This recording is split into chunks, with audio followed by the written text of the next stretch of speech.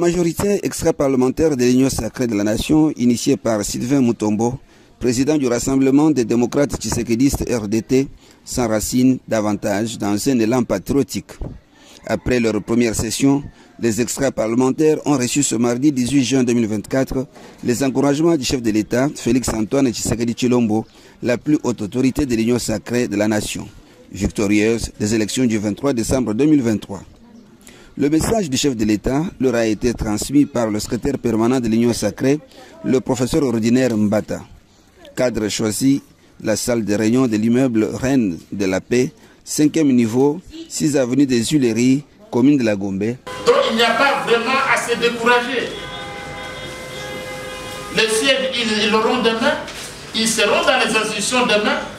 Donc il ne peut pas y avoir de barrière entre les institutionnels, ceux qui sont au Parlement et ceux qui ne sont pas.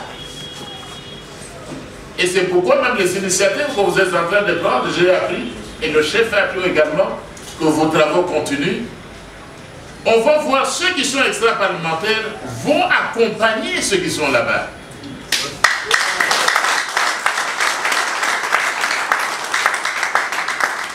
Ils vont les accompagner. Non pas comme une opposition, ils ne sont pas de l'opposition, ils sont de l'Union sacrée de la nation, mais comme Union sacrée de la nation. Ceux qui sont au Parlement vont accompagner ceux qui sont au gouvernement. Ils vont les suivre. Ceux qui sont extra-parlementaires, par leurs conseils, par leurs suggestions, par leurs implications, ils vont également continuer à servir l'Union sacrée. Et en fin de compte, qui doit gagner? C'est la nation qui doit gagner. Sylvain Mutombo, président des extra-parlementaires, a exprimé sa joie pour les encouragements du chef de l'État. Il a invité les membres à déposer leur drapeau dans le cadre de la redynamisation de l'Union sacrée recommandée par la plus haute autorité. Ce qui concerne la modification ou la redynamisation de l'Union sacrée de la nation, mais aussi le dépôt par regroupement politique des 10 drapeaux et par parti politique des 5 drapeaux. Je vous avais demandé pour ceux qui sont prêts d'amener leur drapeau aujourd'hui. Mais par rapport au dépôt de nos documents de travail, par rapport à la redynamisation et à la modification de la charte de l'Union sacrée. Marie-Claire Moutanda, une extra-parlementaire, rassure la détermination de la plateforme pour accompagner toutes les institutions de la République. Il est venu avec ce message du président Fati pour nous remercier et nous féliciter de l'initiative que nous avons prise.